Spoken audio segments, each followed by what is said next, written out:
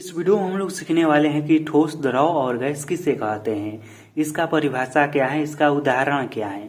यदि आप इन तीनों को बहुत ही अच्छे से सीखना चाहते हैं और वो भी इस तरह से कि एक ही वीडियो को देखने के बाद आपको हमेशा हमेशा के लिए याद हो जाए, तो इस वीडियो को शुरू से लेकर अंत तक और ध्यान से जरूर देखिएगा। यह वीडियो जैसे ही खत्म होगा ना, आप ठोस, द्रव और गैस के बारे में बहुत ही अच्छे से जान जाएंगे।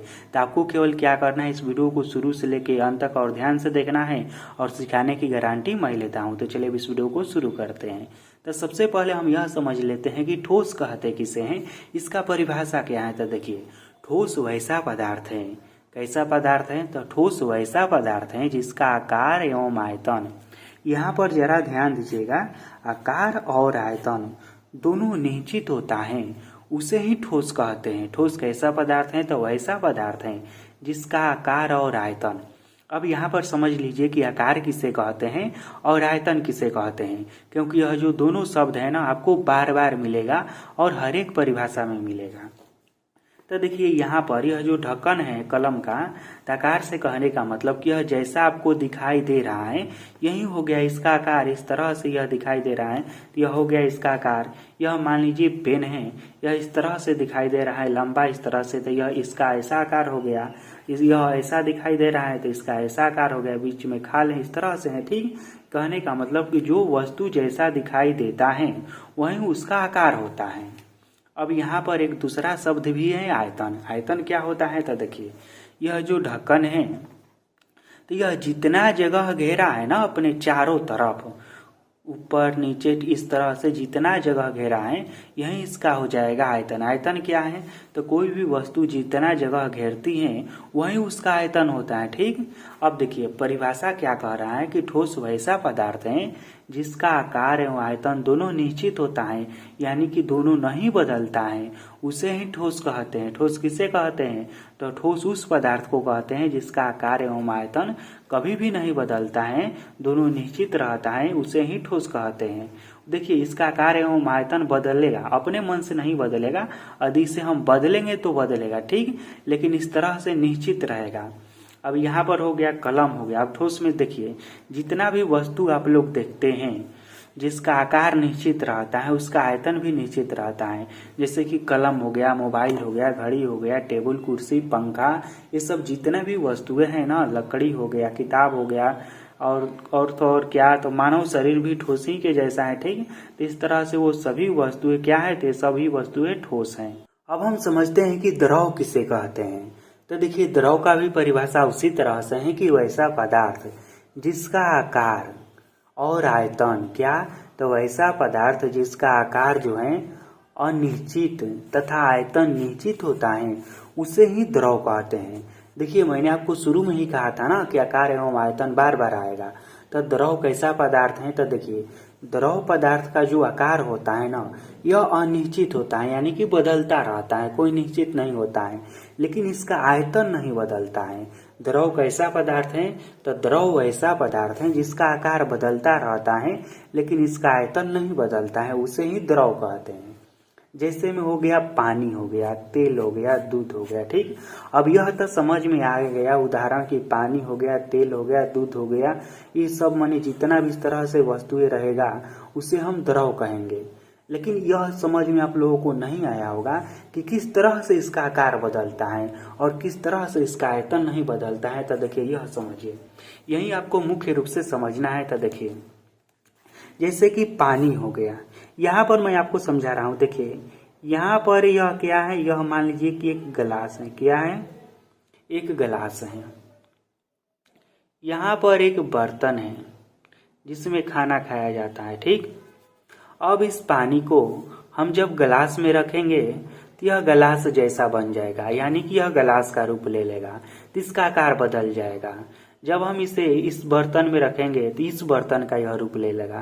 कहने का मतलब कि हम द्रव को जिस बर्तन में रखते हैं तो यह उसी का रूप ले लेता है, यानी कि इसका कोई निश्चित आकार नहीं है। यदि इसे हम जमीन पर गिराएंगे तो चारों ओर फैल जाएगा, इस तरह से प्लेन हो जाएगा। इसे यदि हम गिलास में रखेंगे तो इस तरह से गिलास का रूप ले लेगा। तो इसका मतलब क्या हुआ कि जितना भी द्रव पदार्थ है ना, जैसे कि पानी, तेल, दूध, इस तरह से जितना भी हो गया, उन सब का आकार निश्चित नहीं है। अब आयतन कह रहा है कि निश्चित है, यह कैसे? तो देखिए, यह जो पानी है, मान लीजिए कि पानी है कितना, मान लेते हैं हम कि पानी है 500 ग्राम। कितना है? तो पानी है 500 ग्राम, ठीक। अब इस 500 ग्राम पानी को हम गिलास में रखेंगे तो भी यह उतना ही जगह घेरेगा। आयतन के बारे में मैंने आपको पहले ही बताया था कि कोई भी वस्तु जितना जगह घेरती है उसे ही उसका आयतन कहते हैं। तो जो पानी है मान लीजिए 500 ग्राम है, तो गिलास में भी हम रखेंगे तो यह 500 ग्राम का ही जगह घेरेगा, और इस बर्तन में हम रखेंगे तो इसमें भी यह उतना ही जगह घेरेगा, ठीक है। यह तो जगह तो नहीं, ऐसा तो नहीं होगा ना कि इसमें यह ज्यादा जगह घेर लेगा और इसमें यह कम जगह घेरेगा। यह जगह उतना ही घेरेगा, इसलिए इसका जो आयतन है ना यह निश्चित होता है, यानी कि इसका आयतन नहीं बदलता है लेकिन आकार बदलता रहता है। तो अब आपसे कोई पूछेगा कि बताइए कि द्रव किसे कहते हैं, तो आप लोग क्या बताइएगा कि द्रव ऐसा पदार्थ है जिसका आकार बदलता रहता है और आयतन नहीं बदलता है, उसे ही द्रव कहते हैं। अब हम समझते हैं कि गैस किसे कहते हैं। तो देखिए, इसका भी परिभाषा बहुत ही आसान है। गैस वैसा पदार्थ है जिसका आकार तथा आयतन, क्या? तो ऐसा पदार्थ है जिसका आकार तथा आयतन दोनों अनिश्चित होता है। अनिश्चित से कहने का मतलब कि दोनों बदलता रहता है, निश्चित नहीं होता है। अनिश्चित से मतलब हुआ कि बदलता रहता है, ठीक। तो गैस कैसा पदार्थ है? तो यह ऐसा पदार्थ है जिसका आकार एवं आयतन दोनों बदलता रहता है, उसे गैस कहते हैं। जिसका आकार एवं आयतन कभी नहीं बदलता है उसे ठोस कहते हैं, और जिसका आकार बदलता है आयतन नहीं बदलता है उसे द्रव कहते हैं। अब यहाँ पर देखिए, गैस के परिभाषा को और भी अच्छे से समझिए कि इसका आकार एवं आयतन कैसे बदलता है। तो देखिए, गैस का आकार कैसे बदलता है पहले हम यह समझ लेते हैं। तब मान लीजिए कि यहाँ पर हवा है, ठीक। क्या है? तो यहाँ पर हवा है। अब हवा को भी हम जिस वस्तु में भरेंगे ना, यह उसी का रूप ले लेगा। जैसे कि मान लीजिए आप जिस रूम में होंगे वहां पर उस रूम में हवा होगा। तो आप रूम में हैं तो हवा पूरे रूम में भरा है तो यह रूम के रूप ले लिया है। यदि इस हवा को आप गुब्बारे में भरेंगे तो यह गुब्बारे का रूप ले लेगा। यदि इस हवा को आप किसी साइकिल के या मोटरसाइकिल के या किसी गाड़ी के टायर में भरेंगे तो यह उस चक्के का रूप ले लेगा। यानी कि इसका भी आकार क्या है? बदलता रहता है, अलग अलग जगह पर अलग अलग रहता है। हम यह कोई फिक्स नहीं कह सकते हैं कि हवा का आकार ऐसा होता है, नहीं।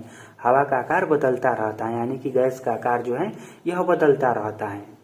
अब आयतन कैसे बदलता है यह समझिए। देखिए, मान लीजिए कि यही हवा है, ठीक। अब यह जो हवा है इस तरह से वातावरण में बहुत फैला हुआ है, लेकिन जब इस हवा को, यह जो हवा है यहाँ पर जरा समझिएगा। देखिए, यह हवा वातावरण में इस तरह से है, इतना दूर दूर इसके जो कण है वह है। लेकिन जब इस हवा को मान लीजिए हम किसी साइकिल के टायर में भरते हैं, इसमें मान लीजिए हम भर रहे हैं, तो यहाँ पर देखिए जब हवा न यह संपीड़ित हो जाएगा, यानी कि नजदीक नजदीक इसके कण आ जाएगा, तो यह ज्यादा दूर में फैला है। तो इसे हम कहने का मतलब कि जो हवा है वह दब भी सकता है, उसे हम दबाकर कम जगह में भी रख सकते हैं, हवा को दबाकर। लेकिन आप पानी को कभी भी दबाकर कम जगह में नहीं रख सकते हैं। इसलिए जो गैस है इसका आयतन भी अनिश्चित होता है, यानी कि इसका आयतन भी बदलता रहता है। इसका दूसरा उदाहरण हम गैस सिलेंडर को भी दे सकते हैं। देखिए, जब सिलेंडर में एलपीजी जो भरा रहता है वह बहुत ही हाई प्रेशर पर भरा गया रहता है, ठीक है। जो एलपीजी होता है यह क्या होता है? तो बहुत ही हाई प्रेशर पर भरा गया रहता है, और जब इसमें से गैस निकलता है तो वह बहुत ही जगह में फैल जाता है। और जब इसमें भरा गया रहता है तो बहुत सारा गैस को बहुत ही कम जगह में रख दिया गया रहता है। तो इसलिए यहाँ पर क्या होता है? इसका आयतन बदलता रहता है। यदि इससे हम बाहर निकालते हैं तो बहुत अधिक दूर में फैल जाता है, इसका आयतन बढ़ जाता है, और इसमें जब हम रखते हैं तो इसका आयतन घट जाता है। इसलिए गैस का आकार एवं आयतन दोनों बदलता रहता है। अब इस वीडियो को हम यहीं पर खत्म करते हैं, और मैं यह आशा करता हूं कि आप सभी लोगों को ठोस, द्रव और गैस की परिभाषा बहुत ही अच्छे से समझ में आ गया होगा। यदि आ गया है तो कमेंट में लिख कर जरूर बताइएगा। अगर वीडियो अच्छा लगा होगा तो इस वीडियो को जरूर लाइक कीजिएगा। फिर मिलेंगे आपसे बहुत ही जल्द किसी अगले वीडियो में। इस वीडियो को देखने के लिए धन्यवाद।